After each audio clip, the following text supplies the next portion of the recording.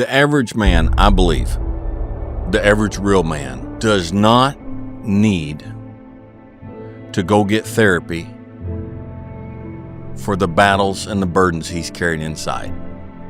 What he needs is for those that he's carrying them for to recognize that they're there and to respect it and to be grateful for it.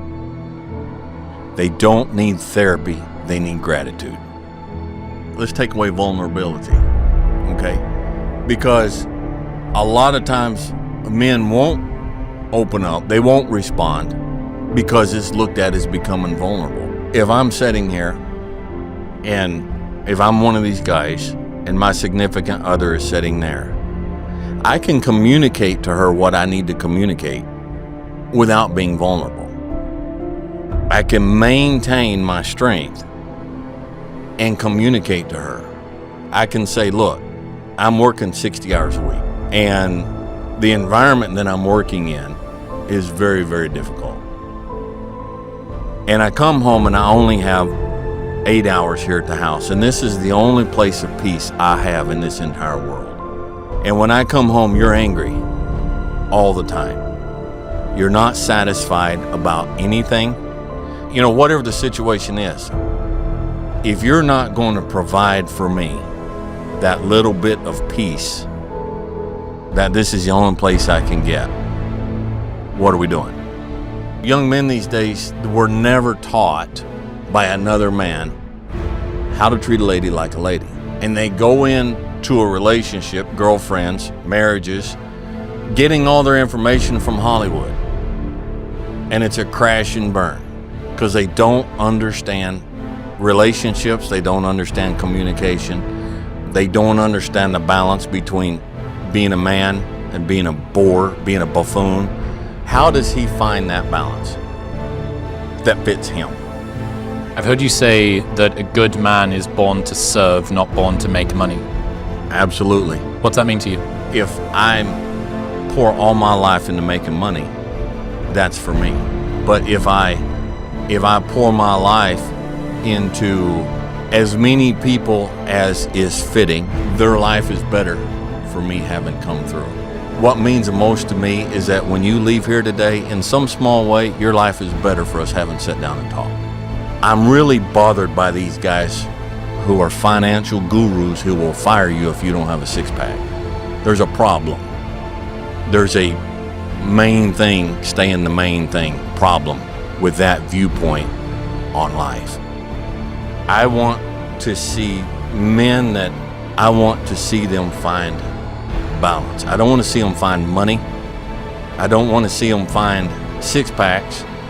If that is part of the result of it, fine, okay?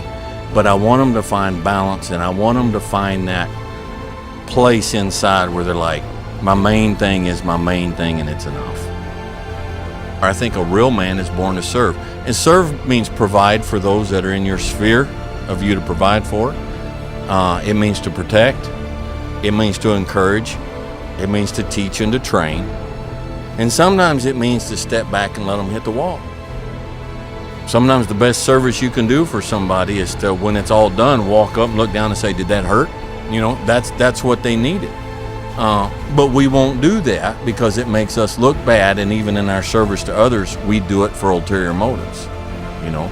But yes, I believe that very strongly. I believe if you spend your whole life to yourself, for yourself, you have no purpose of being here. This planet is not in any way better for you having been here. Is that what a good man is to you? That's what a good man is to me. What do you think about the balance when it comes for men between strength and softness? You know, I'm still old enough, and I'm of the school. It's like, just deal with it. Suck it up. Suck it up. I broke 3 ribs one time in a barn, saddling horses. Horse threw a fit. Took 8 aspirin and got on that horse and did a 4-hour ride because I had a job to do. It's my job. Let's go back to balance, okay? I was about to mention that. I understand. I'm with you 100%. But at the same time, your balance and my balance and his balance are different. And so I think a man has to find his own balance. I think it could be taken to the point that men just become weak. And brother, let me tell you, in this day and age, we don't need more weak men. I think checking in with yourself and not treating your first response as always the correct one. I think the immediate sort of reflex that we often have, especially as young men, young and men, is an issue because you haven't accumulated enough experience for you to be able to call it gut instinct wisdom. Don't believe everything you think. Yeah. Can we boil it down to a bouillabaisse and say, look, when you have the thought, don't trust the thought. I need to do this or I need to do that. What if we start asking ourselves why? Why do I need to run 300 miles with 2 broken legs? Because David Goggins said so? You know, why do I need to do that? What is the purpose? Not why for me, but why do I need to do that to make myself the man I need to be for those around me? Why do I need to say, you know what, I need to spend more time in the backyard with a cigar? Why do I need to do that? And if the answer is because I'm becoming overwhelmed, overtight, losing my balance, losing my focus on what really matters in life, I'm becoming hard to live with to those that I care the most about, to those who I am the most responsible for. So the why is, this will make me a better person for those around me. How have you learned to have a better relationship with yourself, the voice inside of your head, to be kinder if things go badly? You're smiling. I like me. I like me. I would buy me a drink. I look at me now and I see all the warts. Okay, I see all the negatives more than anybody else does. I see the positives. And over the whole balance of stuff, I like me. And I can give myself the same grace. If you and I were friends, I can give myself the same grace I can give you. Because I like me. I like me in spite of my understanding and the reality of my weaknesses and my warts and my scars and everything. But you know, all in all, I'm a pretty good dude. And man, you got to get to that point. Outside of arrogance, arrogance is pride mixed with ignorance. All right, that's the definition of arrogance. I'm not talking arrogance. I'm talking about, look, as a human being, I've failed at this, I've succeeded at that, I've wrecked this, but I've built that. And all in all, you know, I've tried, and but I like me, so I'm gonna give me some grace. And it's as simple as that. I would buy me a cigar. I wonder how many men can say that. Not as many as should. There are guys out there that don't have someone like that in their life. Someone who's going to be that person that makes them feel good about themselves. But if we become the person that we like, I have come to the place in my life where when I meet somebody and they don't like me, and you can tell, I don't care. And when I meet somebody that you know, they're like, they really like me, it's like, okay, but it doesn't carry much weight either. Because I'm going to be leaving. I'm going to be leaving. You know, we're not staying. I like me. And it's enough. Arrogance is pride mixed with ignorance. All right, that's the definition of arrogance. I'm not talking arrogance. I'm talking about, look, as a human being, I've failed at this. I've succeeded at that. I've wrecked this, but I've built that. And all in all, you know, I've tried.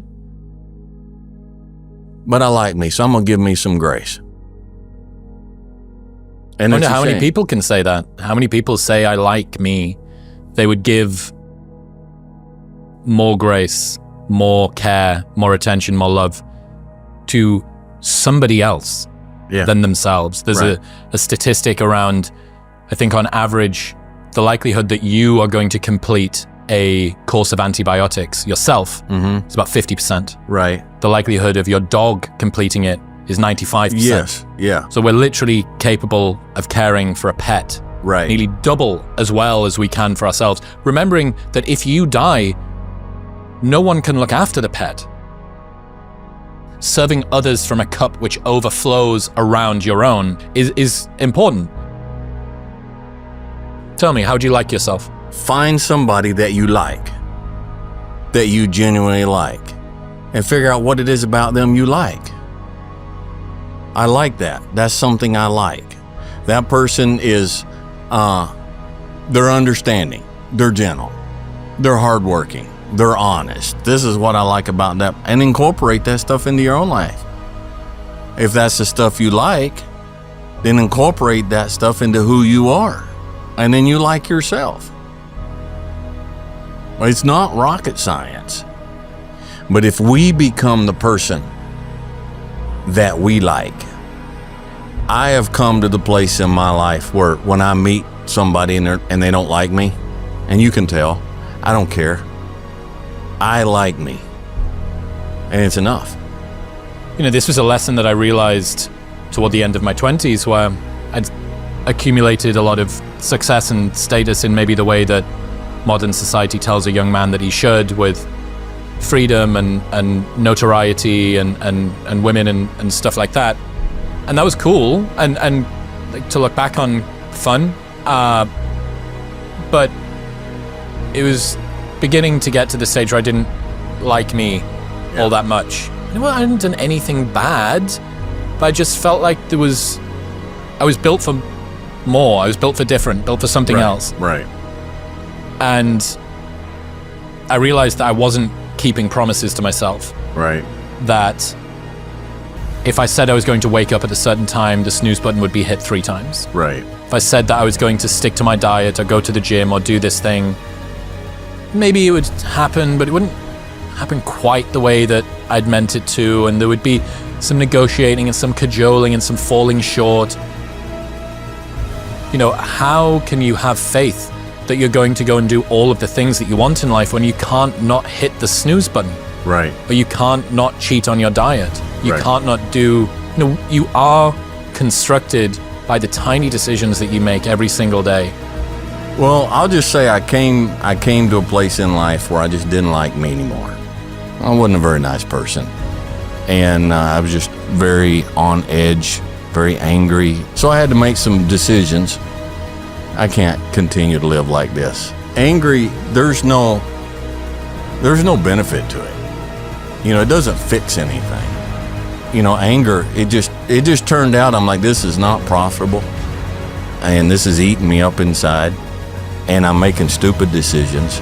And this has just got to end. So I had to make some decisions. What's making me like this? I need to get it out of my life. And slowly over time, got a handle on stuff. And kind of got some of my perspective back. So imagine that you had a friend, and every time that you invited this friend out for lunch, they showed up an hour late, or they didn't show up at all. After a while, you'd stop trusting them and stop inviting them out at all. You are that friend to yourself. Yeah. And I think this is such an important lesson for people who want to be liked, who want to struggle socially, and want to become better. People like people that make them feel good. Right. They don't care that much about how impressive the person is. So I was riding for an outfit in Alaska, guiding, and they brought in a mare, and the best I could understand, she was a retired barrel racing horse from here in Texas. And so when I signed on, they assigned her to me because nobody else, we couldn't put guests on her. None of the other wranglers wanted to ride her because her go-to was run. If something disturbed her, her head came up and it's run, just run. That's my answer to escape, to just run. And it wasn't something that I could physically fight and stop. And so that horse really made me step outside of the thought process of physically controlling something that has a mental emotional issue, and getting in her head and figuring out, what can I do if the problem is mentally or emotionally? What can I do to get into her head and get into her emotions and fix that for her? And so what I did, and it's so simple, it probably wouldn't even make sense to a lot of folks, but while we were sitting there and while she was calm, sitting there at the ranch waiting for others to get on their horses, I would just come in with the lightest little pressure and get her to tip her nose.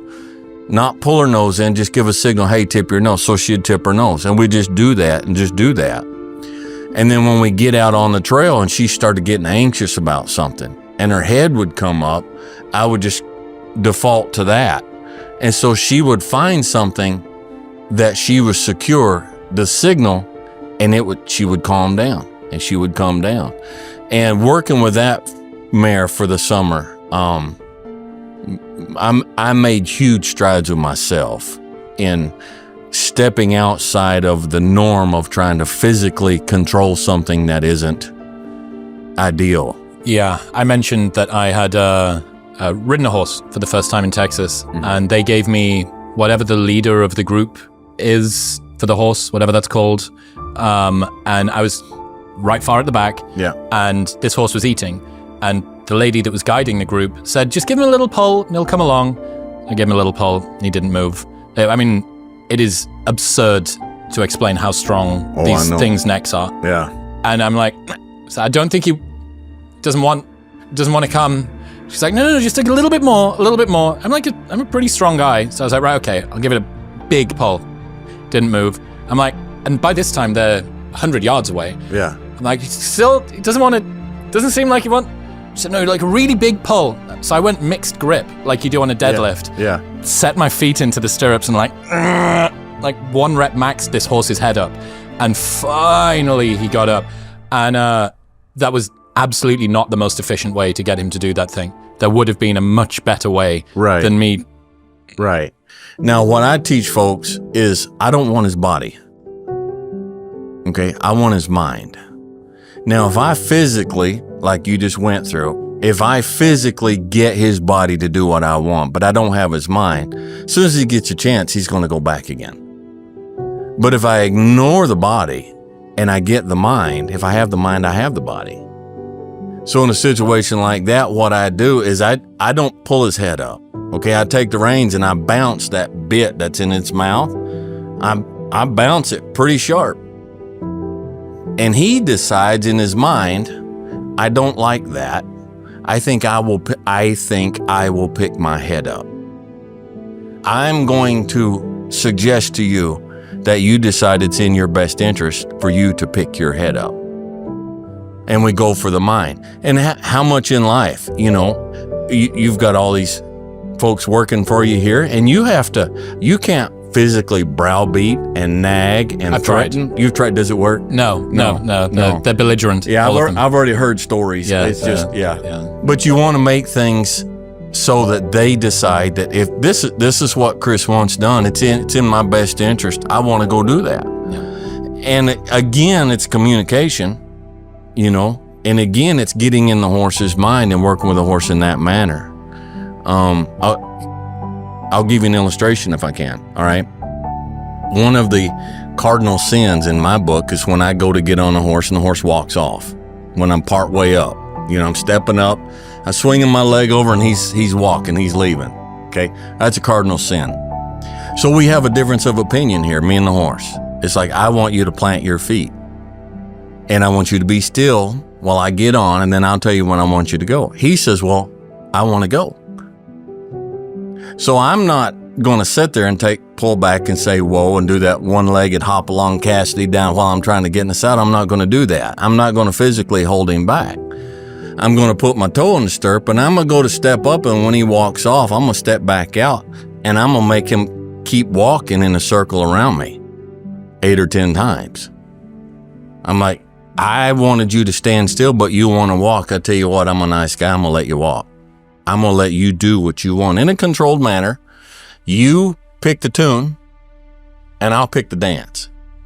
And I'll make him walk around. He's like, I don't want to walk anymore. But you said that's what you wanted, so I'm letting you do what you want. He's like, I don't want to walk anymore. Okay, stop. Whoa. Now, I want you to stand here while I get in the saddle. And he says, and it may take a couple times, but after a while, he says, you know what? I think what I want to do is I want to stand here while he gets in the saddle. You know? So we communicate, and when I got his mind, when I changed his want to, I didn't have to fight with his body. And so that's how you approach it. You understand and you communicate.